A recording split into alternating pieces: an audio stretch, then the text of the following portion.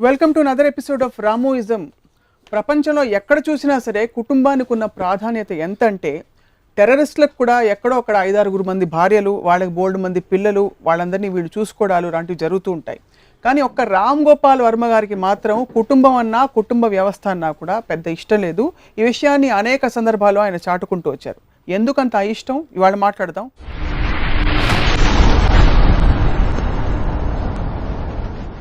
కుటుంబం అనే టాపిక్తో మంచి కథ చెప్తా మీకు. అబ్బాయి పేరు రామ్ గోపాల్ వర్మ. 25 ఏళ్ళకి అతనికి పెళ్ళయింది. చక్కగా 3 పిల్లలు పుట్టారు. మామూలు పిల్లలు కాదు, వజ్రాల లాంటి పిల్లలు. పిల్లలందరూ రోజు హోంవర్క్ చేసుకుంటుంటారు ఇంట్లో. వైఫ్ని సినిమాకి తీసుకెళ్ళడం, బాధ్యతలు, కూరగాయలు తీసుకురావడం లాంటివి చేస్తూ ఉంటారు. పిల్లలు బాగా వృద్ధిలోకి వచ్చి పెద్దవాళ్ళు అయ్యారు. తర్వాత వర్మ గారు పోయారు. ఎలా ఉంది స్టోరీ? మా అందరూ ఇంట్లో జరిగే స్టోరీ అది. మీకు ఎలా అనిపిస్తుంది? హారర్ స్టోరీలా ఉందా లేక? హారర్ స్టోరీ కాదు, బోరింగ్ స్టోరీ అంతే. సో కుటుంబం అంటే మీకు బోరింగా హారరా? ఒకటి బోరింగ్, రెండోది అన్నెసెసరీ ఎమోషనల్ బ్యాగేజ్, అనవసరమైన బ్యాగేజ్.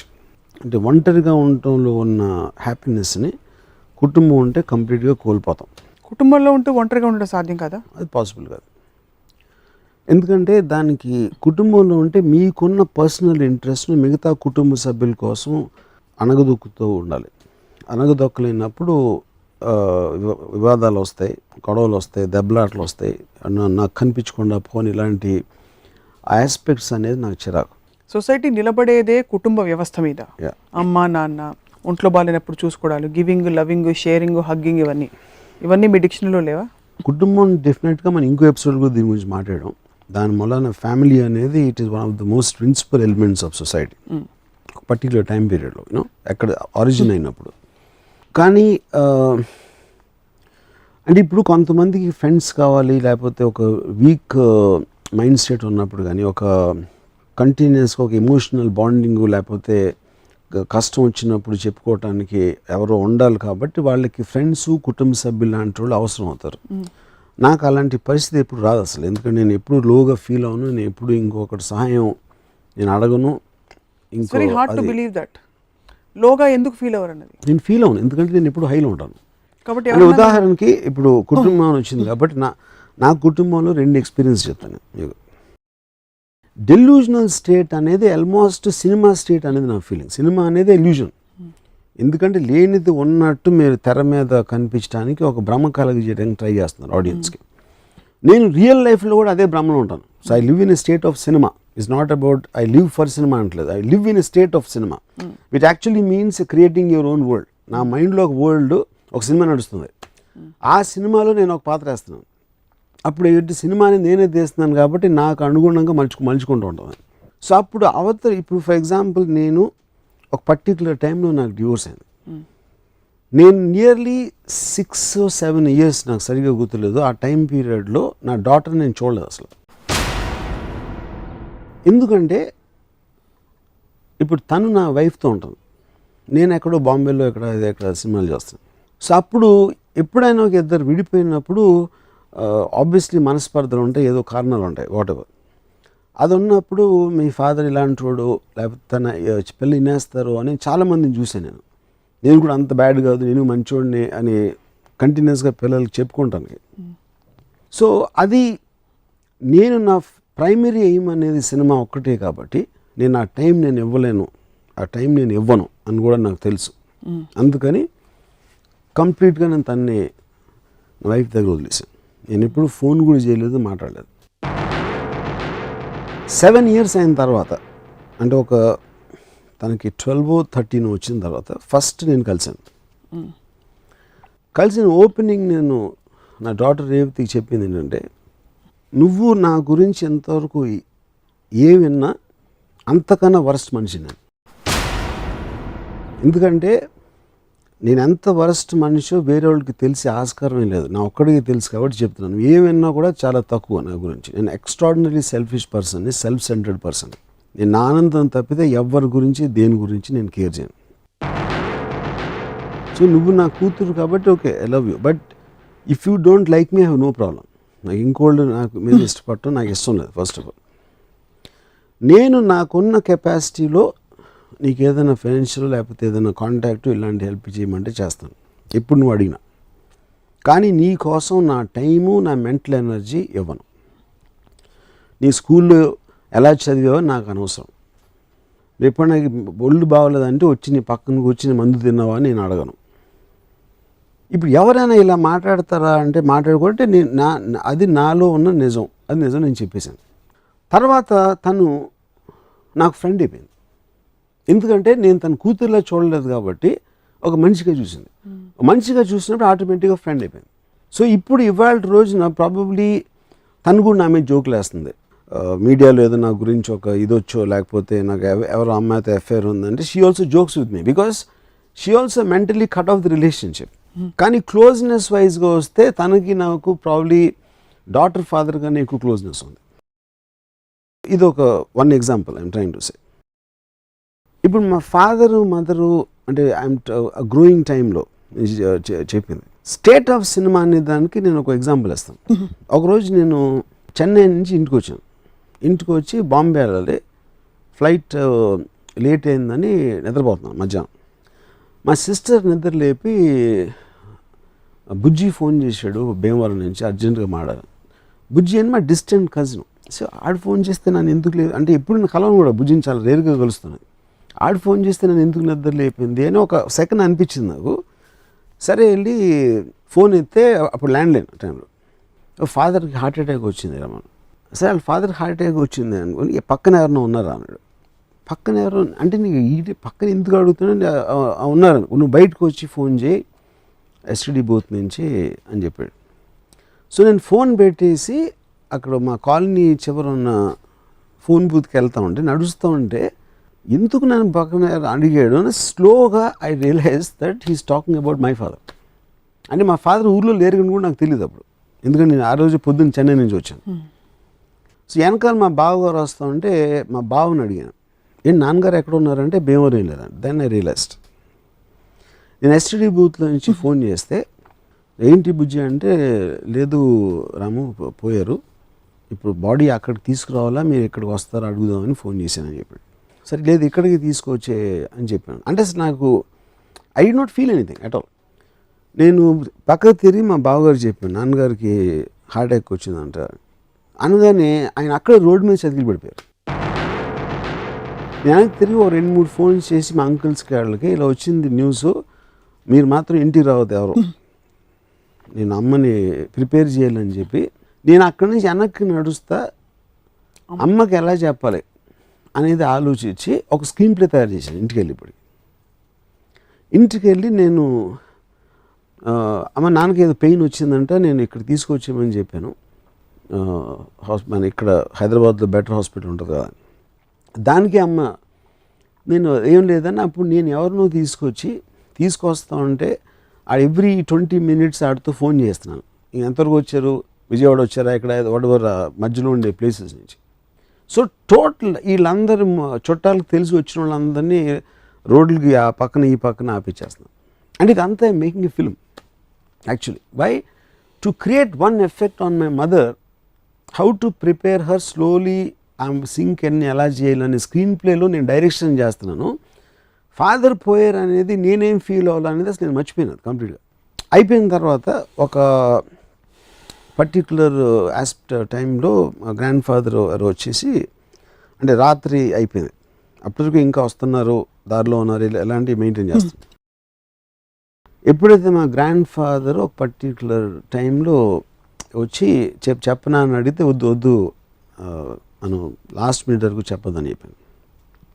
తర్వాత నేను నిద్రపోయిన తర్వాత ఒక 2 o'clock రాత్రి మా కజిన్ నిద్ర లేపి కారు వచ్చింది అన్నాడు. నేను బయటకు వచ్చి కారు కొంచెం దూరం లాగుంది మా ఫాదర్ గారు. అది చూసి ఫస్ట్ టైం నాకు స్ట్రైక్ అయింది యాక్చువల్గా, అసలు ఏంటి విషయం అనేది. అంటే సినిమాలోంచి రియల్ లైఫ్లోకి ఒక సెకండ్ వచ్చింది బయటికి. ఇమీడియట్గా లేదు కారు అక్కడికి తీసుకెళ్ళిపోండి, మనం పొద్దున్నే తీసుకొచ్చి ఇమీడియట్గా చేసి పంపించేద్దాం. ఆ కారు తీసుకెళ్ళిపోయారు. ఈ లోపల మా గ్రాండ్ ఫాదర్ చెప్పేశారు మదర్కి, తను షీ వాజ్ క్రైమ్. సో నేను వెళ్ళలేదు అక్కడికి, ఎందుకంటే I don't want to see her cry. తర్వాత పొద్దున్న అక్కడికి వెళ్ళి ఆ బాడీని బయటికి తీస్తూ ఉంటే మా సమ్ అంకుల్ ఎవరో ఉన్నారు, ప్రాక్టికల్ ఆస్పెక్ట్ ఆఫ్ బయటికి తీసుకొస్తాం అంటే ఆ కాలు కొంచెం టేప్ పెట్టండి అంటే అలాంటిది ఒక ఇన్స్ట్రక్షన్ ఇచ్చాడు. అంటే మనం ఫర్నిచర్ ఏదో తీస్తామంటే చెప్తాం కదా, ఒక ప్రాక్టికల్ ఆస్పెక్ట్ జరపటం అనేది.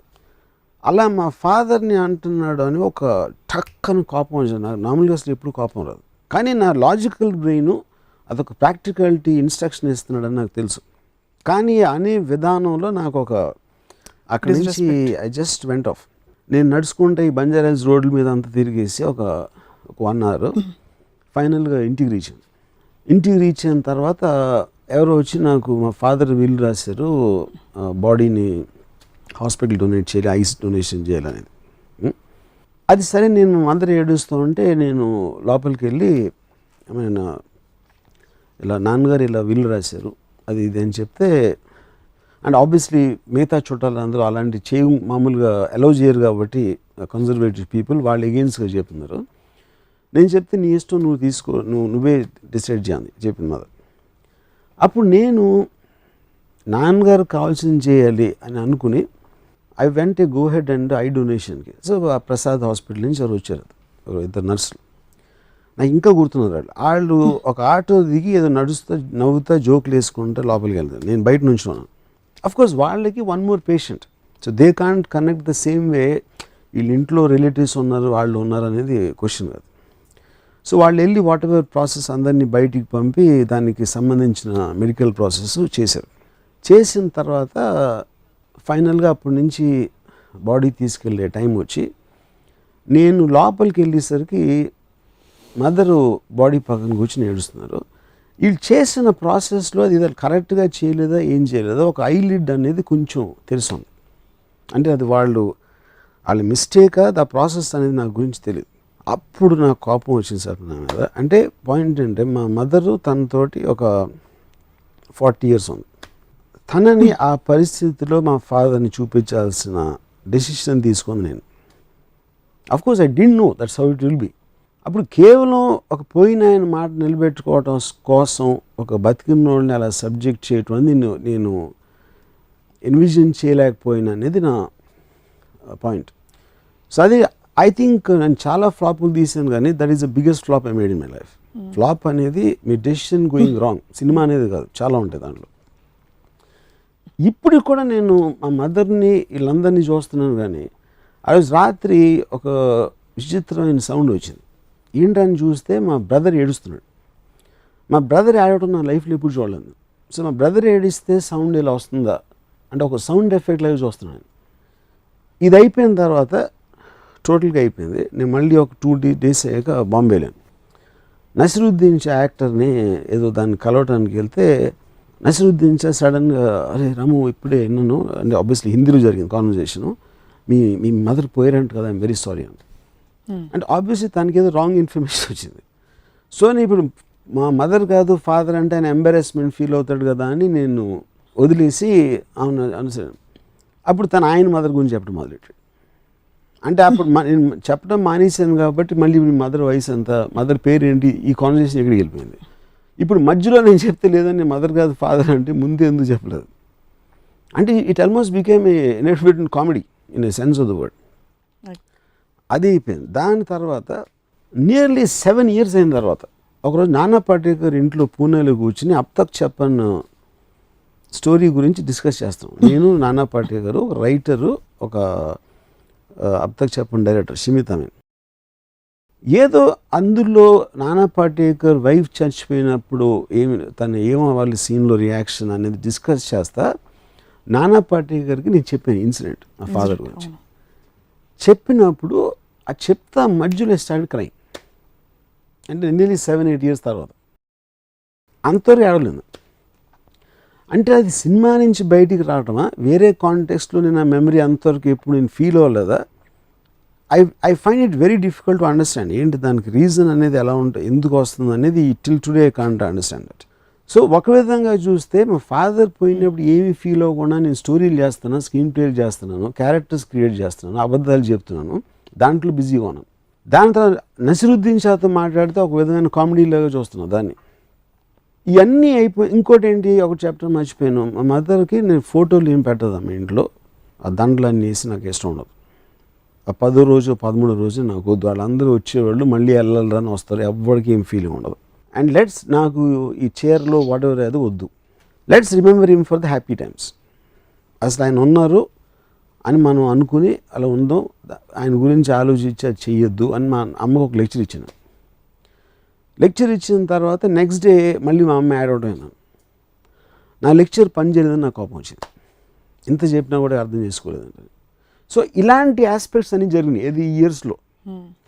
కానీ నేను ఏడ్చింది మాత్రం 7 ఏళ్ళ తర్వాత నాన్న పల్లెకి ఇంట్లో ఏడ్చాను. సో అది ఏంటో అసలు ఐ కాంట్, అంటే ఒక ఎమోషన్ని సప్రెస్ చేసి దాన్ని I didn't want to express లేకపోతే ఏంటి అనేది నాకు తెలియదు. కానీ ఈ హోల్ థింగ్ ఫ్యామిలీలో ఒక పర్టికులర్ ఆస్పెక్ట్ అంటే నాకు, because you have some kind of relationship, వాళ్ళు ఏమైనా చేసినా చేయకపోయినా వాళ్ళకి ఏమి జరిగినా అనేది ఒక ఎడిషనల్ బర్డెన్ అయిపోతుంది.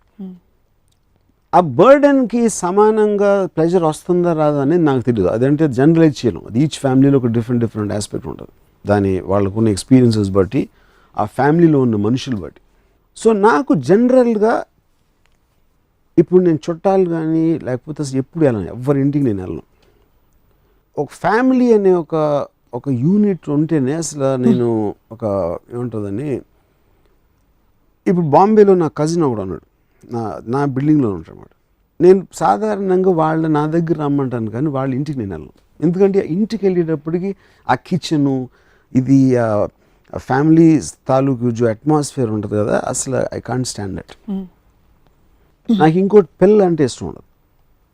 పిల్లలు ఎందుకు ఇష్టం ఉండదు అంటే 2 కారణాలు. ఒకటి, వాళ్ళ వల్ల నా ఏజ్ గుర్తొస్తుంది, I hate to feel old ఒకటి.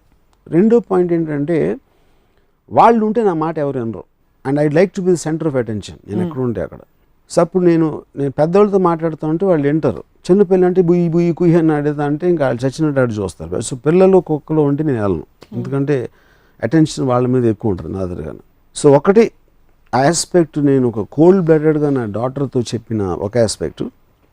Second aspect, my father incident in terms of what all can come because of that. Third is as a unit by it self, that atmosphere I don't like. Yeah, మీలో మీరు తగ్గిపోయింది అనుకునే emotion మీ daughter విషయంలో కనిపించింది. మీ father గురించి మాట్లాడుతున్నప్పుడు almost మీరు కళ్ళలో నీళ్ళు వస్తున్నాయని చూడాల్సి వచ్చింది, అంటే అంత టైమ్ అండ్ స్పేస్లో మీరు ఇన్వాల్వ్ అయిపోయి ఉన్నారు.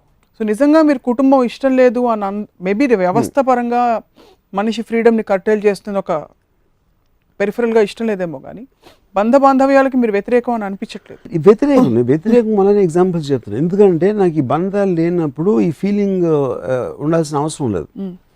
అప్పుడు నేను ఫుల్ హ్యాపీగా ఉండొచ్చు, ఇంకా హ్యాపీగా ఉండొచ్చు. Of course. గౌతమ్ బుద్ధుడు ఇదే చేసి వెళ్ళిపోయాడా? How do you understand? అంటే మీరు ఆల్రెడీ పురాణాలు మాట్లాడినప్పుడు అంటే ఇప్పుడు గౌతమ్ బుద్ధుడు ఫ్యామిలీ వదిలేసి తను వెళ్ళి అక్కడ కూర్చున్నాడు. నాకు నిజంగా ఏం చేశాడు సరిగ్గా తెలియదు నాకు, ఏం చేశారు అంటే అప్పుడు ఏదో ఏమంటారు దాన్ని, యోగి అయిపోయి స్మరణ ఏమైనా చేశారా, I'm not very sure about that. కానీ నేను కుటుంబం వదిలేసి నేను భోగ విలాసాలకు అలవాటు పడిపోయాను. So I can't be compared with Gautam బుద్ధుడు. You went after something, he went after something else. But I went after wine and women, he went after God. పిల్లలంటే మీకు అంత ఇష్టం కదా, మిమ్మల్ని చక్కగా ఒక డే కేర్ సెంటర్లో తీసుకెళ్తే ఏం చేస్తారా మీరు అనిపిస్తుంది? డే కేర్ నాకు అది అల్టిమేట్ హారర్ ఫిల్మ్ వస్తుంది నాకు అది. పిల్లలు ఎత్తుకోలేదు ఎప్పుడు ఎత్తుకోలేదంటే I don't think that's right. కానీ నాకు డెఫినెట్లీ ఎత్తుకోవడం ఇష్టం, ఎందుకంటే వాళ్ళు మళ్ళీ కింద పడితే నేను వాళ్ళకి దెబ్బ తగిలితే మళ్ళీ ఆ గిల్ట్ ఫీల్ అయ్యి, అందుకని కొంచెం దూరంగా ఉంటాను పిల్లలు ఉన్నప్పుడు మ్యాక్సిమం పాసిబుల్. ఇప్పుడు పిల్లల ఆస్పెక్ట్ అండి, ఇప్పుడు చాలామంది ఇప్పుడు క్యూట్గా ఉంటారు, నేను ఎప్పుడు ఎవరింటికి వెళ్ళినా వీడు భలే తెలియని ఉండేది చూపెడతారు. ప్రతి ఇంట్లో పిల్లోడు తెలివినోడే, కానీ వాళ్ళందరూ పెరిగి డంబ్ అయిపోతారు. ఎందుకంటే పెద్దవాళ్ళు మీరు తెలియని వాళ్ళు చూడరు, పిల్లల్లో చూస్తారు. అంటే వాళ్ళు అనుకుంటారా లేదనేది ఒకటి. జోక్స్ అపార్ట్, నా మెయిన్ ప్రాబ్లం పిల్లల్ని చెప్తాను, పిల్లలు I think are the root cause of all problems in a country or in a society. Corruption వాళ్ళ వలన వస్తుంది యాక్చువల్గా. అది దానికి కారణం ఏంటంటే, నా కొడుకు నా కొడుకు స్టార్ అవ్వాలి, నా కొడుకు నా తర్వాత మళ్ళీ మంత్రి అవ్వాలి, లేకపోతే నా కొడుకు నాకన్నా గొప్పడు అవ్వాలి, రిచ్ మ్యాన్ అవ్వాలి అని ఆ కొడుకు కోసం కాన్సన్ట్రేట్ చేసి, పిల్లల కోసం కాన్సన్ట్రేట్ చేసి ఏం చేసేద్దాం అని ఒక స్వార్థ బుద్ధితోటి కరప్షన్ అనేది ఫస్ట్ రూట్ కాజ్ వస్తుంది అక్కడ. సో తెలియకుండా పిల్లలకి క్రియేట్ చేసినంత నష్టం ఒక కల్చర్లో కానీ సొసైటీలో కానీ ఎకానమీలో కానీ ఎవ్వరు పెద్దలు కూడా క్రియేట్ చేయలేరు. ఎందుకంటే వాళ్ళ తప్పు కాదు, వాళ్ళు చేయట్లేదు, కానీ వాళ్ళ మొలాన పెద్దలు they become selfish, corrupt and immoral. ఇది నా బేసిక్ ప్రిన్సిపల్. ప్లేటో 300 BCలో రిపబ్లిక్ బుక్లో he mention this aspect of పిల్లలందరినీ అసలు స్టేట్ తీసుకోవాలి. అంటే అందరింట్లో పిల్లలు పుట్టగానే తీసుకుని వెళ్ళిపోయి ఒక చోట వాళ్ళ స్టేట్ పెంచి అట్ ర్యాండమ్ ఒక్కొక్క పిల్లని ఒక ఫ్యామిలీకి ఇవ్వాలి.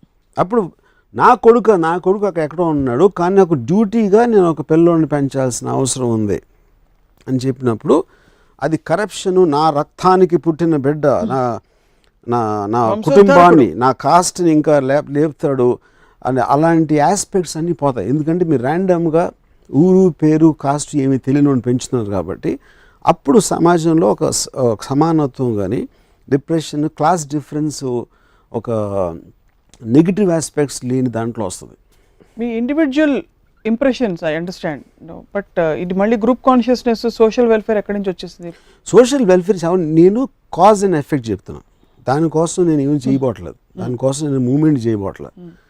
నేను ఒక కాజ్ నేను గమనించింది, నేను అబ్జర్వ్ చేసింది, దాని ఎఫెక్ట్ ఏమవుతుంది అనేది ఒక జస్ట్ మీ దృష్టికి తీసుకొస్తున్నా. దాని తర్వాత మీరు విన్నారా లేదా అని నాకు అనవసరం. మీరు పిల్లల్ని అంటే పుట్టించుకోవద్దు వాట్ ఎవర్ ఓకే, బట్ మీలాంటి గొప్ప డైరెక్టర్లు పిల్లల రూపంలోనే ఫస్ట్ పుట్టి తర్వాత ఇంత పెద్ద అయ్యి మీరు అవుతారు కదా. కరెక్ట్. ఎలా మరి ఎలా, వాట్ ఇస్ ద సొల్యూషన్ చెప్పండి. వాళ్ళు తప్పు చేశారు, నేను కూడా చేయకూడదు కదా. What is the solution? Solution నేను చెప్పట్లేదు, నేను I'm just telling cause and effect. ఏ కారణంతో ఇది ఉంది, దానివల్ల ఏం ఎఫెక్ట్ వస్తుందని చెప్తున్నా. సొల్యూషన్ క్రియేట్ చేయడానికి, ఆరిజిన్ దగ్గరికి వెళ్ళడానికి నేను వెల్ఫేర్ వర్కర్ని కాదు, లేకపోతే క్రియేటర్ని కాదు. What is your message? అంటే మీరు మెసేజెస్ ఇవ్వరు మామూలుగా, but by speaking about this today అసలు కుటుంబం అనే వ్యవస్థే ఉండకూడదు అంటారు, లేకపోతే కుటుంబంలో ఉంటూ డిటాచ్డ్గా ఉండడం సాధ్యం అంటారు? ఉండకూడదు, ఉండాలి అనే దానికి I'm not an authority in anything. I'm just telling a view point. అంటే ఇప్పుడు ఆస్పెక్ట్ మీరు ఒక మీ బిలీఫ్ సిస్టము, మీ అనలిటికల్ పవర్, మీరు ఏంటి లైఫ్ని స్టడీ చేసుకుని అర్థం చేసుకుంది. Everybody instinctively wants to be happy. అవును. Success of a person I define it పొద్దున్న లేచిన నుంచి రాత్రి పడుకునే వరకు మీరు ఏమనుకుంటే అది చేయగలగాలి, మీరు ఎలాంటి ఆనందం ఆస్వాదించగలగాలి. ఈ 2 పారామీటర్స్గా పెట్టుకుంటే ఫ్యామిలీ అనేది దానికి ఒక అడ్డంకి. సో కేవలం రక్త సంబంధీకులనే మీరు ఫ్యామిలీలో ఇంక్లూడ్ చేస్తారు ఇక్కడ. ఎవరో ఇందాక మన బిగినింగ్ ఆఫ్ ద డిస్కషన్లో చెప్పాను, కొంతమందికి యాంకర్ కావాలి, కొంతమందికి అది లేకపోతే వాళ్ళు ఇంటికి వస్తే ఎవరో ఉండాలి.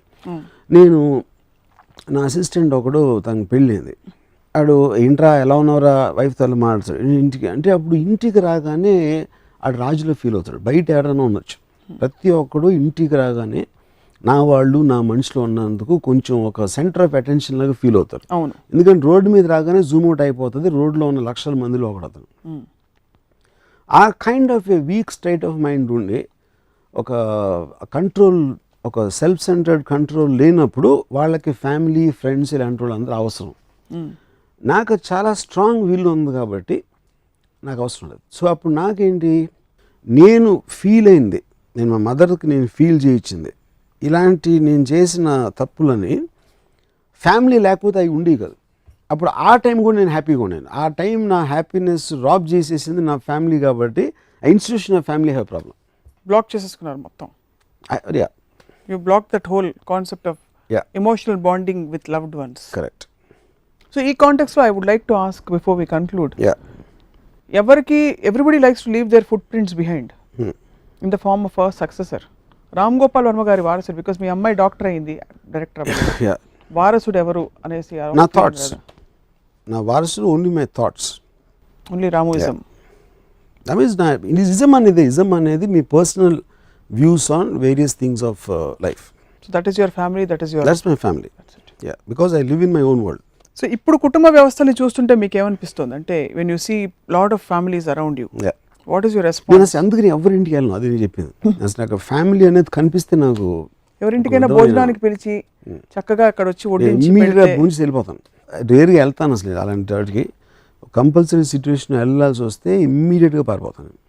ఒక విమర్శ ఉంది మీ మీద, మీ బలమైన ఘాటైన భావజాలం మీ శిష్య బృందం ఎవరైతే ఉన్నారో సినిమా ఇండస్ట్రీలో మీ వాళ్ళందరి మీద మీరు రుద్దకపోయినా వాళ్ళు రుద్దించుకుంటున్నారు బలవంతంగా, వాళ్ళు కూడా మీలా తయారవుతున్నారని చెప్పి. అంటే going away from the normal spectrum, trying to be individualistic, so individualistic that నాకు ఇంకా మనుషులు నేను తప్ప నేను, నా ప్రపంచం అంటే నేను అని చాటుకునే ప్రయత్నం చేయండి. అంటే ఇప్పుడు నా ఇన్ఫ్లుయెన్స్ పడుతుందని మీరు చెప్పేది.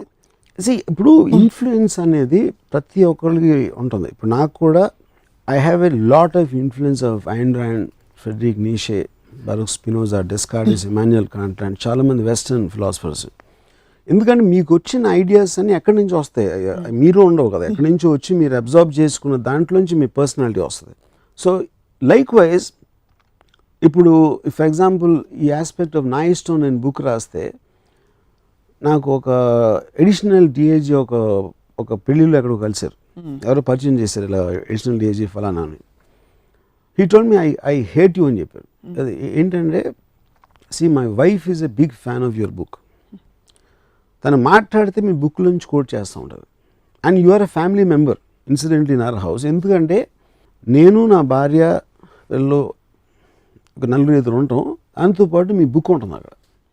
మీ బుక్ కవర్ మీద మీ మొహం ఉంది కాబట్టి మీరు కూడా మా ఇంట్లో అన్న ఫీలింగ్ వస్తుంది అందరికి. సో నీ కిచెన్లోకి వెళ్తే అక్కడ ఉంటుంది, డైనింగ్ టేబుల్ దగ్గర ఉంటుంది, బెడ్రూమ్లో ఉంటుంది. సో ఇప్పుడు నేను మీ బుక్ చదవలేదు, కానీ కేవలం మాట్లాడితే మీ బుక్లోంచి కోట్ చేస్తుంది కాబట్టి నా భార్య ఐ స్టార్టెడ్ హేటింగ్ యూ అని చెప్పి అది కాంప్లిమెంట్. అంటే అదేంటి అప్పుడు ఇన్ఫ్లుయెన్స్ అనేది ఏంటి అక్కడ, ఎప్పుడైనా మనం చెయ్యాలి కానీ మనం చేయలేము, మనకి గిల్ట్ ఉంది, మనకి భయం ఉంది, కాన్ఫిడెన్స్ లేదు చెప్పడానికి. సో సడన్గా ఒక మారల్ బ్యాక్గ్రౌండ్ ఎవరు ఇచ్చారంటే అది ఒక ఆల్మోస్ట్ ఒక ఎండోర్స్ చేసిన ఫీలింగ్ వస్తుంది. ఫిలాసఫర్ నీషే ఏమన్నాడంటే man does not have years for what is not already heard. మీకు ఆల్రెడీ తెలిసిన దాన్ని మీరు వింటారు కానీ మీకు తెలియని దాన్ని మీరు ఎప్పుడు వినరు. ఎందుకంటే నేను చెప్పింది మీరు కరెక్ట్ అంటే ఆల్రెడీ మీకు తెలుస్తుంది. నేను ఒక ఫ్రేజ్లో పెట్టాను అంతే, ఒక కాంటెక్స్లో ఒక పర్టిక్యులర్ సందర్భంలో ఫ్రేమ్ చేసాం కాబట్టి కరెక్టే అంటే యాక్చువల్గా తెలుసు, అది కొత్త విషయం కాదు అది. సో అప్పుడు వాళ్ళల్లో నిద్రపోయిన యాక్చువల్గా ఉండి అనగదొక్కున్నది నా మూలాన బయటపడుతున్నది, అంతేగాని నేను వాళ్ళు ఇన్ఫ్లుయెన్స్ చేయలేదు. They just kind of realize for themselves because నేను చేసిన పిచ్లో అది కనెక్ట్ అవుతుంది. బ్లాక్ మ్యాజిక్ అది, వైట్ మ్యాజిక్. ఇది వైట్ మ్యాజిక్ కాదు, it is pure what you call wisdom. So మీరు ఇప్పుడు జ్ఞాని, మీరు అజ్ఞానిగా ఉన్నప్పుడు మీకు కొంతకాలం పెళ్ళయి మీరు పెళ్లిలో కూడా ఉన్నారు. ఏమన్నా మంచి మెమరీస్ ఉన్నాయి మీకు పెళ్ళి మీ అబౌట్ యువర్? అసలు పెళ్ళయింది కనుక జ్ఞాని అయ్యాను. పెళ్ళైన విడిపోయిన మధ్య ఫేజ్లో do you remember any phase, any part which has some good memories with family? అంటే ఇప్పుడు మెమరీస్ అనేది మిమ్మల్ని షేప్ చేసిన, అంటే ఒక మనిషిగా ఏర్పరిచిన ఒక పర్టికులర్ మూమెంట్ అవ్వచ్చు, ఒక ఇన్సిడెంట్ అవ్వచ్చు, ఎవరో మీ గురించి ఏదో చేశారు, ఇలాంటి ఆస్పెక్ట్స్ షేప్ చేస్తాయి మిమ్మల్ని ఫైనల్గా మీరు ఎదిగినప్పుడు. అలాంటి మెమరీస్ నాకు లేవు ఫ్యామిలీతో. ఇప్పుడు కాలేజ్ టైంలో ఉన్నాయి, నేను గ్యాంగ్ ఫైట్స్లో ఉండేవాడు, అలాంటి వాటిలో ఉన్నాయి. So all of them collectively together made me something. So the biggest problem here is that you do not want to conform to a structure which dictates how you feel. I want to shut off the world which can create a problem for me, which will create any kind of a disservice in the way I define service. మీరు starting డిస్కషన్లో రేవతి మీ అమ్మాయి గురించి మాట్లాడుతున్నప్పుడు okay Revathi I love you as a daughter అన్నారు. What you mean by I love you as a daughter? See, maybe the wrong word is, see, you are there. So I like so many people out of which you are one. There is nothing special there. So I like you in that. But if you don't like, I have no problem with that. అని చెప్పేసి category. Family structure గనక ప్రపంచంలో సొసైటీలో best form కాదని మీరు feel అవుతారు, మీకు కాదు చాలా మందికి అవ్వచ్చు. Do you think it's an individual choice that people should decide, or would you encourage them to think differently? See, first of all, I'm not a messiah. I'm not trying to go on a welfare or a social philosopher, educate చేసే ఉద్దేశం నాకు లేదు. I'm just expressing myself. That's the whole point. ఆ expression చేసినప్పుడు ఎవరికో connect అవ్వచ్చు అవ్వకపోవచ్చు, అది నా ఉద్దేశం కాదు. But I'm expressing my self in the way I feel about it. కానీ మీ కుటుంబం మిమ్మల్ని చాలా ప్రేమిస్తుంది, చాలా ఇష్టపడుతుంది. ఎందుకు ప్రేమిస్తుంది అంటే వాళ్ళకి భయం. అసలు నేను నిజంగా అంటున్నది నేను మీన్ చేస్తా కాదు, రాము అంటాడు కానీ అలా కాదు అని మా మదర్ అంటారు చాలాసార్లు. అదే ఎందుకంటే నా నిజస్వరూపం తను ఒప్పుకోవటానికి భయపడుతుంది మా మదర్. ఎవరైనా భయపడతారు, ఇలాంటి వాడు ఉంటాడా, ఇలా ఆలోచించగలుగుతాడా అనేది. అప్పుడు అది నాకు ఎవరైనా నన్ను అంటే ఇప్పుడు మా మదర్ ఎప్పుడో ప్రేమగా ఇలా అంటే ఐ కాంట్ టేక్ ఇట్. దానికి ఒక రీజన్ ఒక అమ్మాయి చెప్పింది, నాకు తెలిసిన ఒక అమ్మాయి. Because you are like a kid and kids don't like to be వాళ్ళకి they don't like people to touch them another. So అంటే పాయింట్ ఏంటంటే అక్కడ ఒక any kind of an affection I get very scared నా మీద వేరే వాళ్ళు చూపెడితే. ఎందుకంటే that is the start of the bond and which will invite sorrow in the future. అలా ఫిక్స్ అయిపోయారు మీరు? ఫిక్స్ అయిపోయాను నేను, అంటే జ్ఞానంతో తెలుసుకున్నది, అది ఫిక్స్ అవ్వాల. ఒక సందర్భంలో మీ అమ్మగారు ఫిక్స్ అయింది మీలాంటి వాళ్ళు. ఓహో ఆఫ్ కోర్స్, ఎందుకంటే ఫిక్సేషన్ అనేది ఫ్యామిలీ ఆస్పెక్ట్ అనేది ప్రోగ్రామ్లో వచ్చింది. అప్పుడు జంతువుల్లో లేదు కదా, జంతువులో ఒక పట్టడి అయిపోతే అంతే అయిపోయింది, నువ్వెవరో నేనెవరో అందులో అడవిలో హ్యాపీగా ఉంటారు. మనం ఇంట్లో కట్టేసి తలుపులన్నీ వేసి రాత్రి అందరూ కలిసి పడుకోవాలి కాబట్టి ప్రాబ్లం. ఒసామా బిన్ లాడెన్కి 4 భార్యలు, వాళ్ళందరికీ బోల్డ్ మంది గంపెడు పిల్లలు ఉన్నారు. కరెక్ట్. అలాగా వాళ్ళు కూడా ఏడుస్తారు, వాళ్ళు కూడా అంటే అండర్ టెర్రరిస్ట్ కూడా. అంతకంటే మీరు ఘోరం అంటారా? అంటే ఇన్ టర్మ్స్ ఆఫ్ కర్కశత్వం. పాయింట్ ఘోరం కర్కశత్వం అనేది రిలేటివ్ వర్డ్స్. అది ఎమోషన్స్ లేవు. కోల్డ్ బ్లడ్, నేను కోల్డ్ బ్లడా కాదు, నాకన్నా ఎమోషనల్ పర్సన్ ఉన్నాడు. కానీ ఎమోషన్స్ నన్ను కంట్రోల్ చేయనివ్వకుండా నేను ఎమోషన్స్ కంట్రోల్ చేస్తాను, నాకున్న స్ట్రెంగ్త్ ఆఫ్ మైండ్ తోటి. అయ్యో ఫన్ అంతా పోతుంది కదా మరి. ఏం పోతుంది, ఇంకా ఎక్కువ అవుతుంది హ్యాపీనెస్. సో చాలా మందికి ఇలా అనిపిస్తుందని మీ అబ్జర్వేషన్, ఏమన్నా అబ్జర్వ్ చేస్తారు ఎప్పుడైనా? పర్టికులర్ పీపుల్ చెప్పట్లేదండి, కానీ అందరూ ఫ్యామిలీస్ ఎందుకంటే ఆ ఇంట్లో అట్లా రాజులాగా ఫీల్ అవుతారు, బయట ఫీల్ అవ్వలేరు కాబట్టి. అది మెయిన్ రీజను పీపుల్కి ఫ్యామిలీస్ అవసరం అని నా ఫీలింగ్. మీరు ఇంటా బయట అన్ని చోట్ల రాజులు. నా వరల్డ్లో నేనే చక్రవర్తి. మీ ఇన్ఫ్లుయెన్స్లో పడి జేడి చక్రవర్తి పెళ్లి చేసుకోలేదని కూడా విమర్శ. Chakravarthi bonding with the mother is like you can't imagine. So అప్పుడు ఐ థింక్ పెళ్లి చేసుకున్నాడా ఫ్యామిలీ అనేది it is related, wife, family, mother, kids, all of them are same. Where does a question of financial responsibility and all that come, willing to take on all that when you don't care a damn about your family? Yeah, anybody connected, like my daughter చెప్పింది, if in my capability I'll do anything, but I will not give my emotions, I will not give my time, I will not give my mental energy. That I'll do for anybody who is connected to me, not as an obligation, not as a pressure.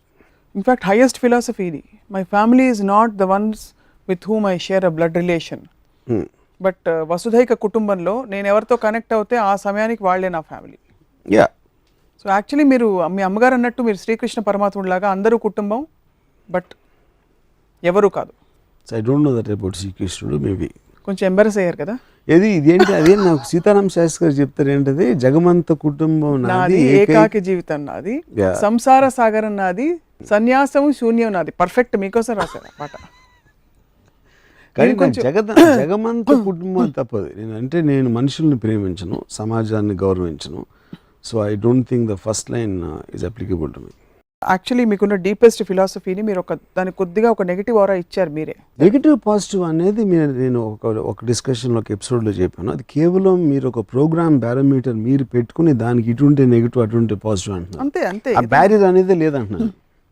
ఆ barrier అనేది మన అవసరం బట్టి, సందర్భం బట్టి ఉంటుంది, కానీ దానికి పర్మనెంట్ ప్లేస్మెంట్ అనేది ఉండకూడదు. మీకు జ్వరం రాదు, కానీ జ్వరం వచ్చినప్పుడు ఎవరన్నా తెచ్చి సూప్ ఇవ్వాలని ఫీల్ అవరా? నేను రానే ఉన్నా ఎవరిని అసలు ఎప్పుడు. You never want? No. You fear death? No at all.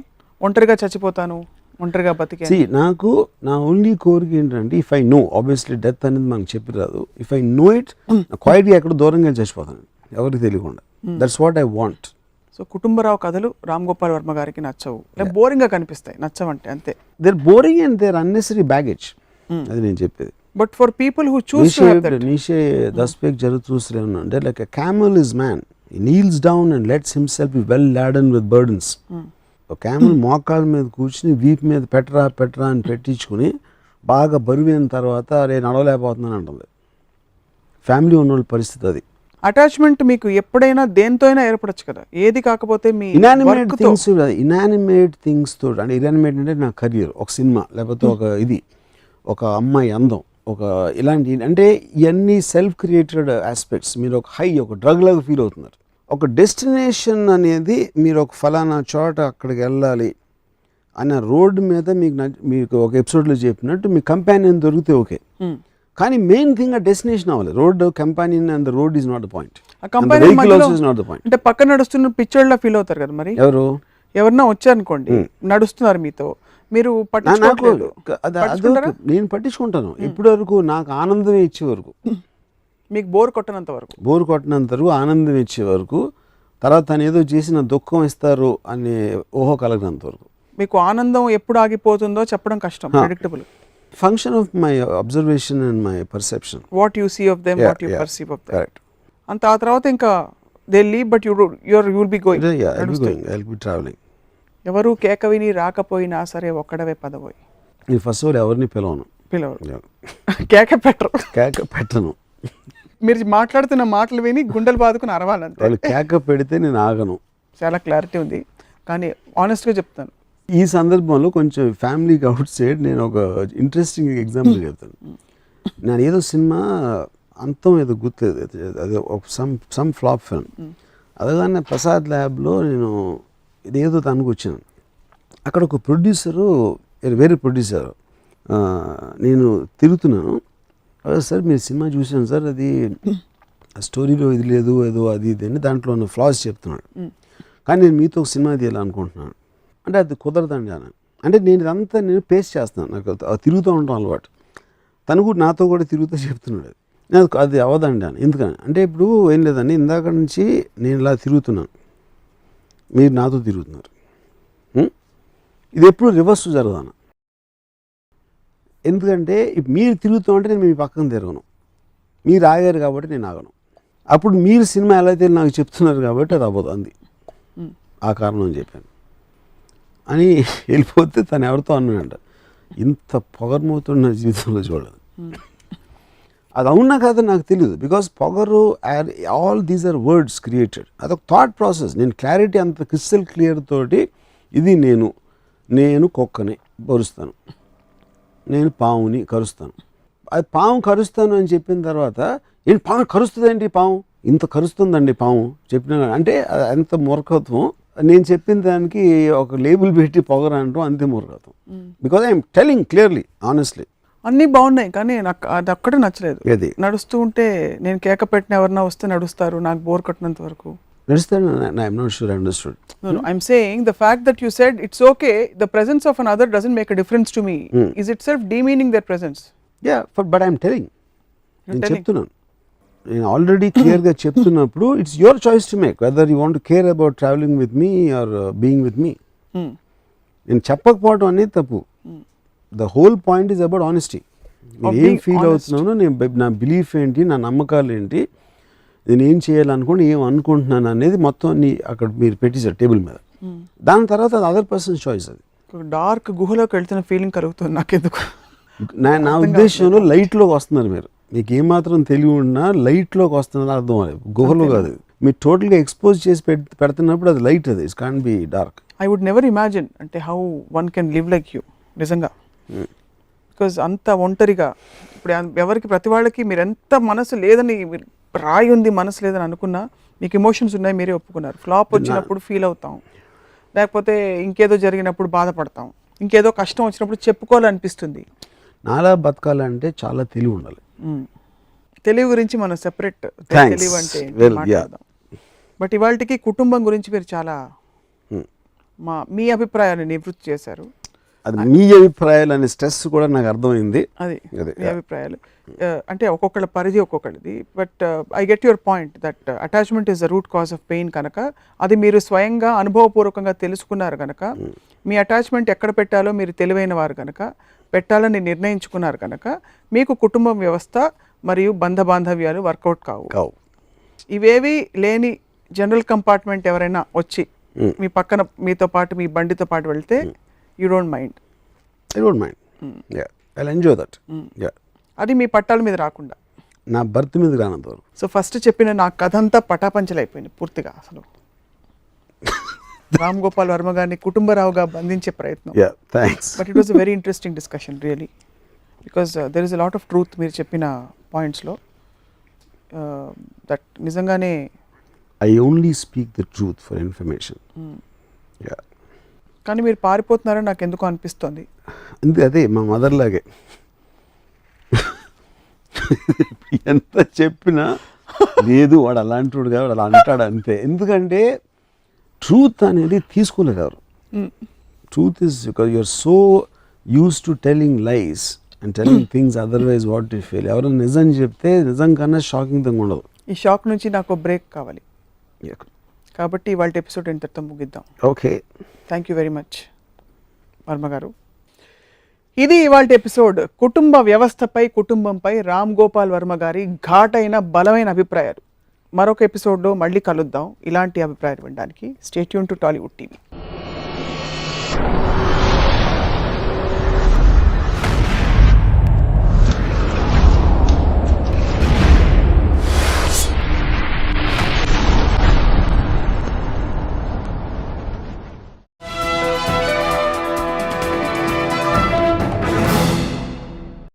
Ramayana మహాభారతంలో నేను తీసే అతి చెత్త సినిమాలు కానీ ఎక్కువ లొసుగులు ఉన్నాయని నా ఫీలింగ్. వాటికి ఎవ్వరు ఇంత పూజిస్తారు కానీ రివ్యూస్ రాయరు. నా సినిమాలు ఏమో చూడరు, ఫ్లాప్ చేయిస్తారు.